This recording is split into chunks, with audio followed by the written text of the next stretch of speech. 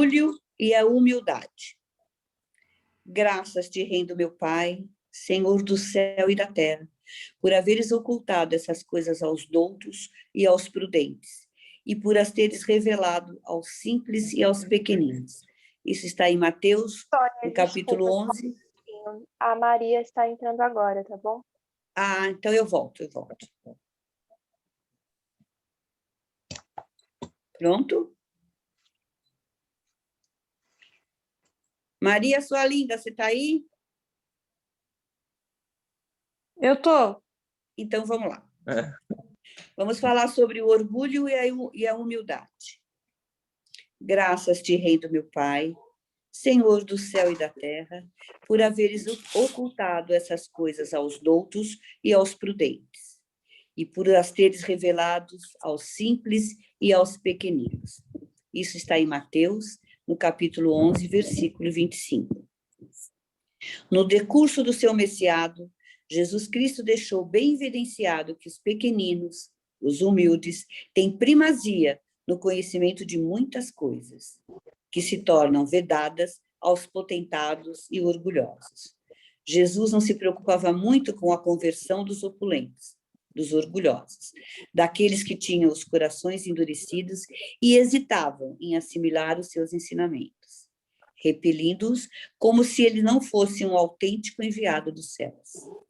O Mestre veio desempenhar uma fulgurante missão na Terra, e essa missão foi principalmente desenvolvida no seio das camadas mais humildes do povo. Foi por isso que no Sermão da Montanha ele enalteceu os humildes e os pobres de espíritos, aqueles que melhor aceitavam a sua doutrina de renovação. Certa vez, alguns homens de influência na cidade aproximaram-se dele e pediram sinal para que acreditassem nele. A esses homens orgulhosos, que julgavam que o mestre tudo faria pelas suas conversões, ele deu uma resposta decepcionante. Nenhum sinal será dado a esta geração adúltera e infiel. Isso está em Mateus, no capítulo 12, no versículo 39. Com relação ao conhecimento das verdades de ordem moral e metafísica, exigem uma certa predisposição interior, sensibilidade e amor, pois as leis divinas falam ao coração. É assim que todos podem conhecer, mas nem todos podem compreender. O orgulho é a venda que lhes tapa os olhos. Que adianta apresentar a luz a um cego? Isso está no Evangelho segundo o Espiritismo, no capítulo 7, no item 10. O reino de Deus, anunciado pelos espíritos, não ressoa nos espíritos orgulhosos, envaidecidos do saber, mundanos e que se julgam prudentes. Se julgam prudentes e doutos perante os homens, mas aos simples e pequeninos, ou seja, aos pobres de espíritos e que têm a consciência da sua pequenez perante Deus.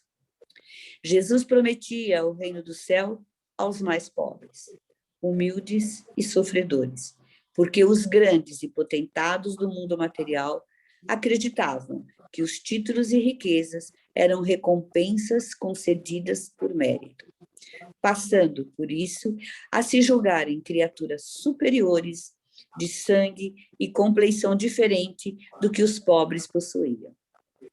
Tanto ricos como pobres são filhos de Deus, e por ele vistos com o mesmo olhar paternal, com o mesmo carinho. Se Deus coloca a riqueza nas mãos de alguns homens, é para que eles exercitem os seus sentimentos de caridade e de amor ao próximo, e não para que se tornem orgulhosos e perdulares, egoístas e cheios de soberbia. Os ricos e orgulhosos de hoje, que não dão uma aplicação útil e humanitária aos bens que Deus colocou em suas mãos, por acréscimo de sua misericórdia e da maneira transitória, poderão ser os pobres e andrajosos de amanhã, pois os espíritos não reencarnam uma só vez, e as vidas sucessivas reservam muitas surpresas aos que transgridem a lei de Deus. O Pai deseja que seus filhos se irmanem se confraternizem, despertando dentro de si os mais sublimados sentimentos de amor aos seus semelhantes. O Evangelho segundo o Espiritismo insere a comunicação de uma antiga rainha da França, que no mundo espiritual, após deixar o corpo físico, surpreendeu-se ao ver muitos homens e mulheres que ela considerava pequenos e desprezíveis estarem desfrutando de um grau evolutivo muito superior ao dela.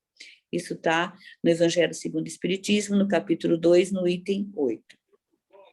Nos evangelhos também encontram-se várias passagens onde a humildade e o orgulho são evidenciados.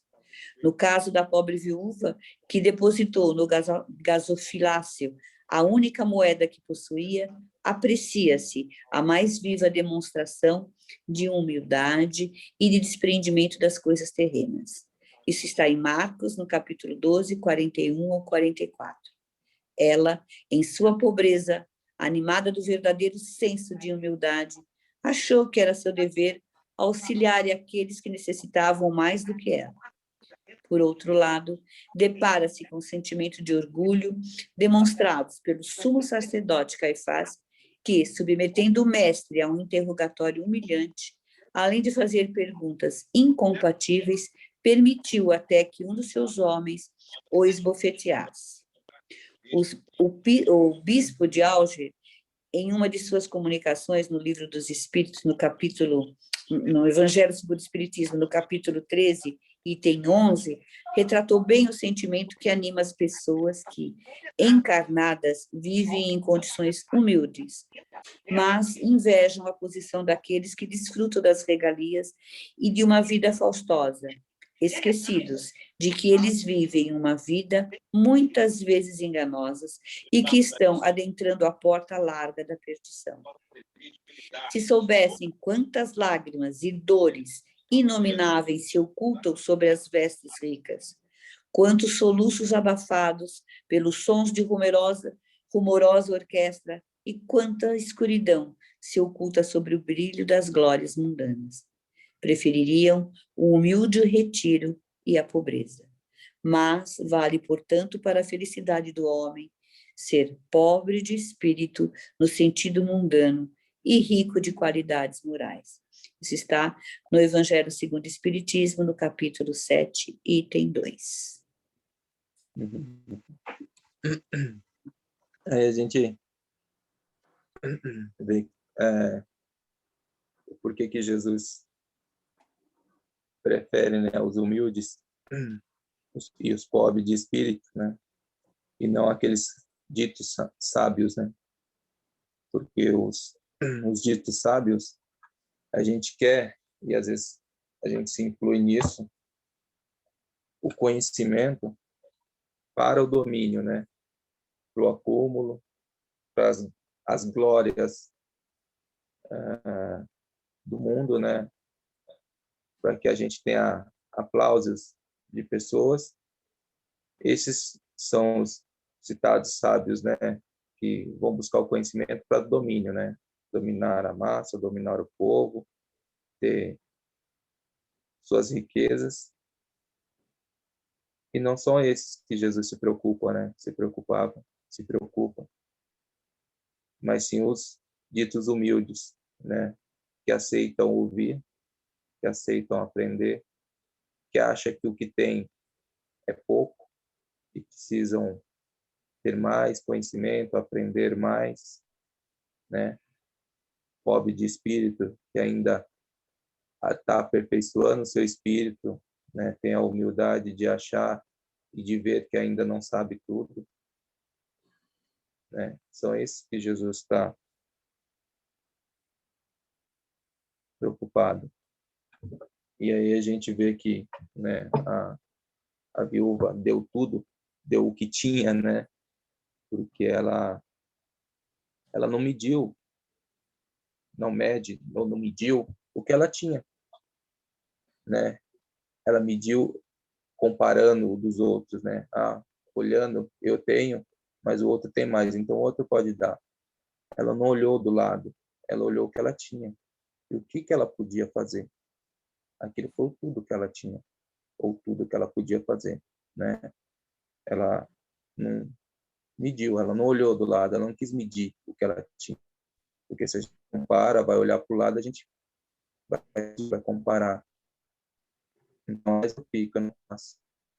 Porque a obrigação é de quem tem mais. E ela não olhou para o que ela podia fazer, né?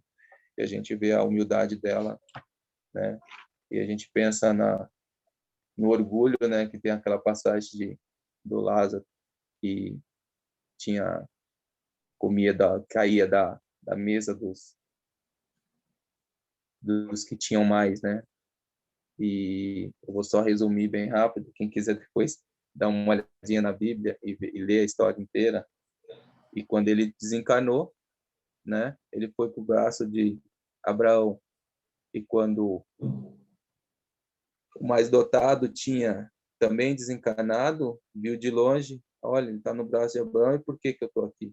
Ele era um que vivia mendigando, pegando as sobras, né? E está lá no braço de Abraão e eu estou aqui, né? E chamou para Abraão, olha, né? Por quê? Falou, não, porque lá ele teve uma vida mais simples, ele teve que cumprir com as suas, né? E você teve recursos e não usou, não fez o uso.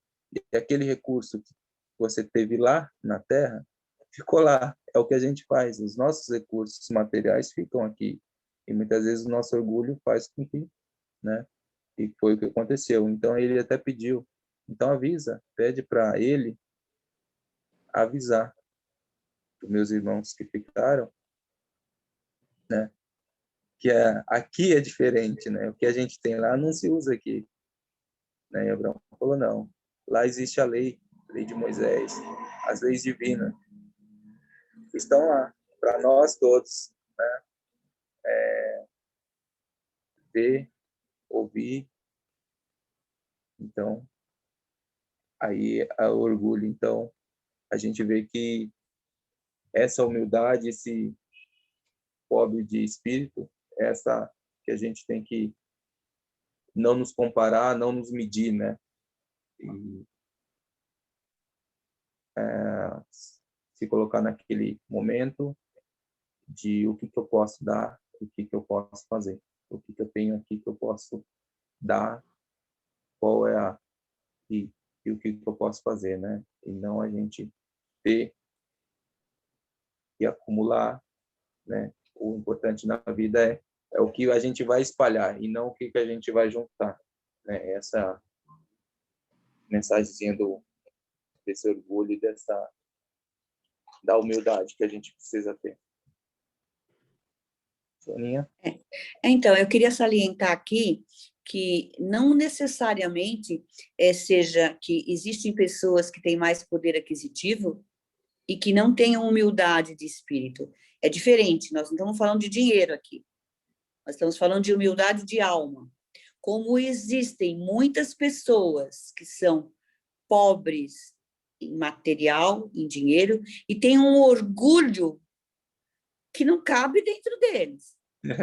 Então, isso também não está certo, entendeu? Então, é assim, existem pessoas de posses e que são humildes, né? Espiritualmente. São pessoas, não são porque são ricas que isso seja um defeito. Não é isso. O que ele está se referindo aqui é humildade de espírito, não de matéria. Então, o que a viúva fez, sim, foi algo, né? O que ele quis provar é que, mesmo você tendo pouco, você pode repartir o pouco que você tem. E que o que tem muito, dando alguma coisa, ele está dando do supérfluo dele, assim, do que sobra, né? Ele nunca vai dar mais do que ele pode. Aí está a verdadeira riqueza. Então, é a riqueza de espírito que nós estamos falando aqui. Não é a riqueza material. Então, não quer dizer que uma pessoa tem um poder aquisitivo melhor e que ela seja uma pessoa ruim e má. Não. E nem aquele que é humilde também tem uma boa alma, é um bom espírito. Não.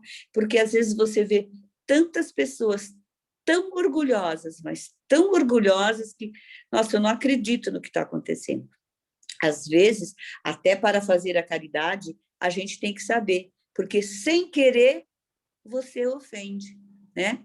Você sabe que a pessoa está precisando, aquela pessoa está necessitada, mas você tem que ter um jeitinho para poder dar, para poder falar. Para quê? Para não humilhar, para não ferir o orgulho daquela pessoa que está recebendo. Então, aqui a verdadeira humildade é a humildade de espírito. O pobre de espírito é o pobre de preconceito, de orgulho e de maldade que Deus está se referindo. Era só isso que eu queria acrescentar. Não, colocou bem, foi bem colocado, né? Aí até a gente pensando nesse, trazendo para aquele mais humilde de bens materiais ou financeiro, que ainda é orgulhoso, né? E a gente vê, ele até faz um comentário de que ele já teve, que a gente não tem uma só encarnação, tem várias reencarnações, e às vezes numa vida passada ele teve muito, nessa vida ele vem com pouco, e mesmo assim ainda não baixa o orgulho, né? Sim, ainda continua na maioria das vezes. Né? Então... E o que ele quis dizer para nós também é assim, né? A quem muito foi dado, muito será cobrado. Né? Então, se você já tem um certo conhecimento, olha, cuidado, né? Porque você não vai poder falar, essa aula eu não fui, está marcado aqui no meu caderno e no do Gleidson.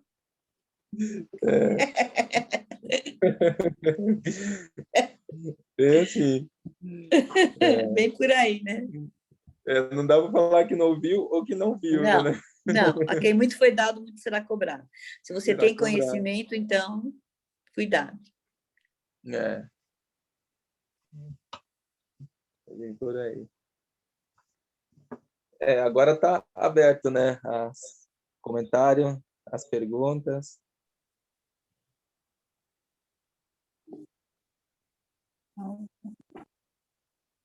Está muito bem explicado.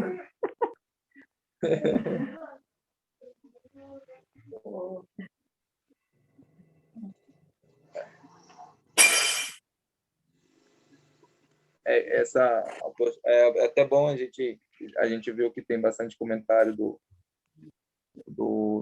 livro dos Espíritos, até bom que a gente comece a fazer um paralelo, né? Ler um pouco o livro dos Espíritos, a Bíblia também, né? Que a gente usa muita passagem bíblica, então para cada um fica a dica aí também de a gente ler, né? O livro dos Espíritos, a Bíblia, para ir complementando também, para a gente escutar mais para dizer que não viu, né? Para começar a ver mais também. É super importante que todo mundo possa ter o livro dos Espíritos para perguntas e respostas, são as obras básicas, né? O livro dos médiuns, para depois, futuramente, a gente poder estudar a mediunidade, o Evangelho. Nesse momento, os 2 livros mais importantes para todos nós, nesse momento, nessa lição que nós estamos, o livro dos Espíritos e o Evangelho. O Evangelho é o que eu recomendo a todos, que se faça o Evangelho no lar. É muito importante. A importância do Evangelho no lar, tá? Não deixem de fazer, façam, por favor. E o Céu e o Inferno e a Gênesis, né? Que isso a gente vai mais para frente, num estudo mais aprofundado. Mas, nesse momento, no meu parecer, o Livro dos Espíritos e o Evangelho é super importante. E isso pode ser acessado também aí pela internet, não precisa nem ter o livro, né? Eu, no caso, não tenho o Livro dos Espíritos, mas cada referência, eu já vou tirando um print para mim daqui a pouquinho começar a estudar e quando tiver um tempinho, já abro aqui, já puxa a lição inteira, eu estou fazendo isso. Olha, Maurício, é um livro super importante. É muito importante. Nossa, é verdade. Então, eu tenho o Evangelho, inclusive o meu Evangelho eu fiz ontem, nós fizemos ontem, né? Sim. Mas o Livro dos Espíritos eu ainda não tenho, mas isso para mim não é empecilho, porque eu procuro sempre na internet. Sim. Pesquiso a lição inteira, leio a lição inteira, às vezes até mais do que a lição inteira, procuro sempre mais uma outra, para ter referência, para poder saber o que eu estou estudando, saber que vocês estão falando. Exatamente. Sobre, né? É o que diz o Chico, né?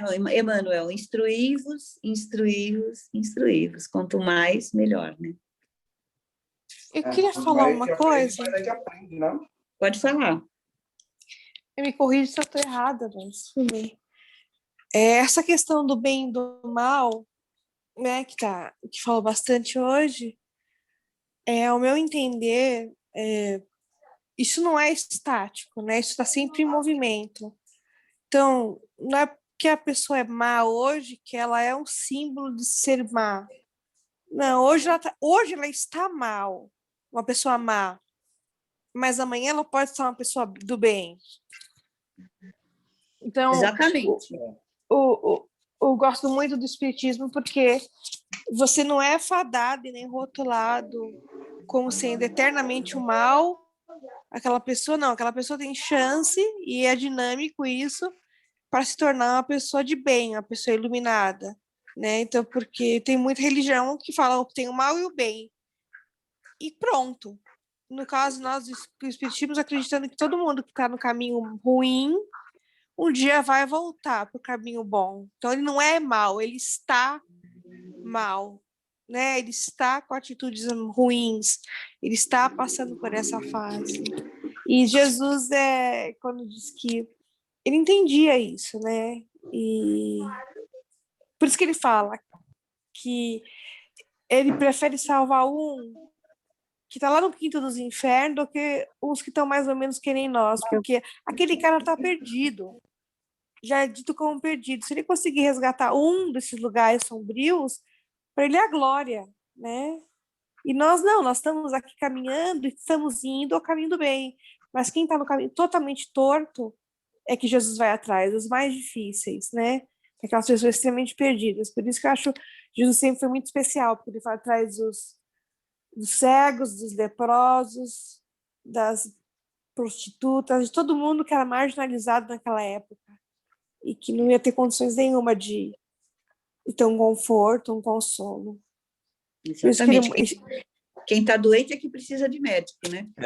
Então, ele vai atrás exatamente de que nós, tipo assim, nós todos, lógico que nós precisamos, mas nós temos um caminho, a gente tem uma instrução, né? A gente tem uma família que nos guia, os livros para nos guiar. Tem gente que não tem nada disso, que está no perdido, está no mundo de álcool e droga, perdido, não tem nenhuma mão para estender para ele, entendeu? Ele nem consegue. Não, tem muitos que não tiveram nem a chance do conhecimento. Não, então, eles não sabem nem quem é Deus, o que é. Exato, então, eles agem por instintos. Eles agem por puro instinto para se livrar deles, né? Eles querem livrar a pele deles. Então, eles não estão fazendo é o certo. Justamente isso que eu entendi. Depois de tanto ler, eu acho que depois de tanto ler, né? A gente vai lendo e aprendendo. Eu acho que quem está no mal, na verdade, esse mal é falta de bem, é falta. É a ausência do bem. Assim como a escuridão é a ausência da luz, o mal é o oposto do bem. Né? Sim.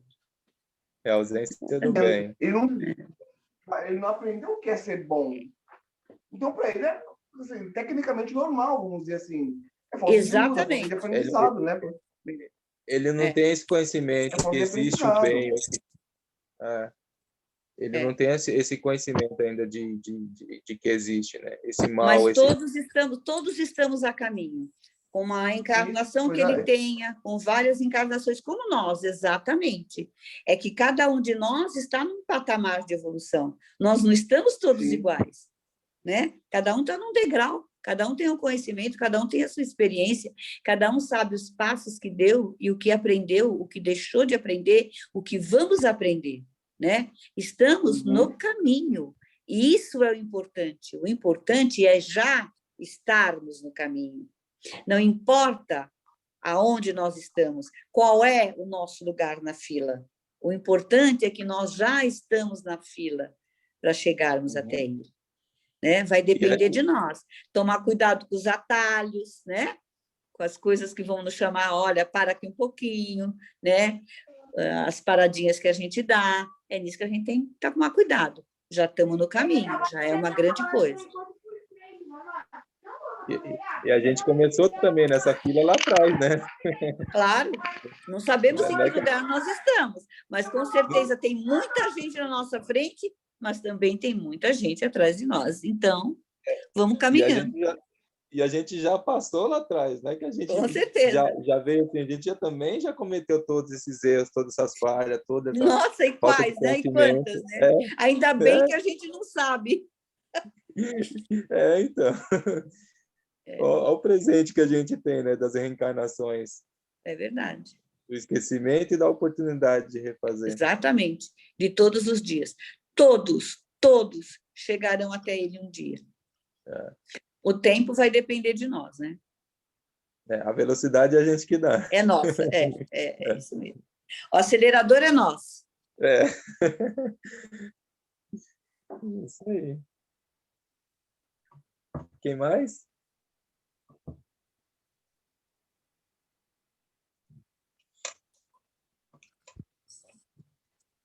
Tá aberto. Sônia, só para avisar, eu coloquei no grupo, nosso grupo do curso, o PDF do Livro dos Espíritos, se alguém quiser, tá?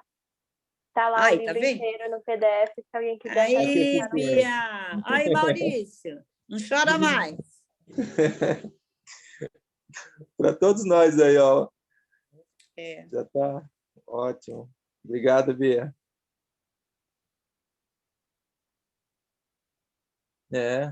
Se não tiver mais perguntas, sugestões, comentários. Muito bem. Agora é a hora da prece. Se alguém tiver com vontade, pouca vontade também pode, nenhuma vontade também pode fazer.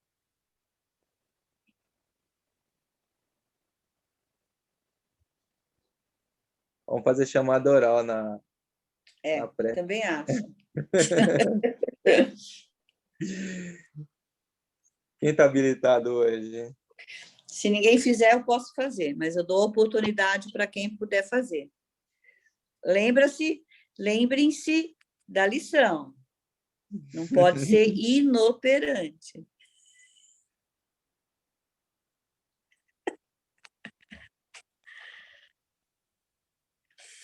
Não? Então eu faço.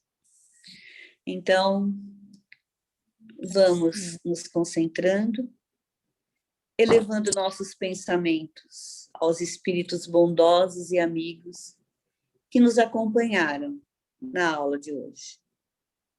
Vamos, assim, agradecendo a ele, do fundo do coração, a oportunidade do ensino, a oportunidade de estarmos todos juntos aqui, nesse dia, nessa hora, dedicado a Jesus, as suas lições. Vamos agradecer pelo dia de hoje e vamos pedir pelo dia de amanhã. Que possamos, Senhor, amanhã sermos melhor do que fomos hoje. Que possamos colocar em prática as suas lições e o que o Senhor nos deu a oportunidade de aprender. Assim, agradecemos, pedindo a proteção para todos nós do mundo todo, para o nosso lar, para os nossos familiares, para as pessoas que nos são difíceis, para que possamos com ela aprender a exercer o perdão. E assim, agradecido que estamos, vamos fazer a prece que Jesus nos ensinou. Pai nosso, que estais em toda parte, santificado, Senhor, seja sempre teu nome. Venha até nós, Senhor, onde é o seu reino, e seja feita, Senhor, a tua vontade, assim aqui na terra, como em todo o universo. O pão do corpo, da alma, dai-nos hoje e sempre, Jesus. Perdoa, Senhor, todos os nossos erros, os nossos tropeços, da mesma maneira que bem devagarinho nós vamos aprendendo a perdoar quem nos magoa, quem nos chateia, quem, Senhor, por tantas vezes nos são tão difíceis. Não permita, Senhor, que caiamos em qualquer tentação, mas livra-nos, Senhor, de todo e qualquer mal, que assim seja, graças a Deus.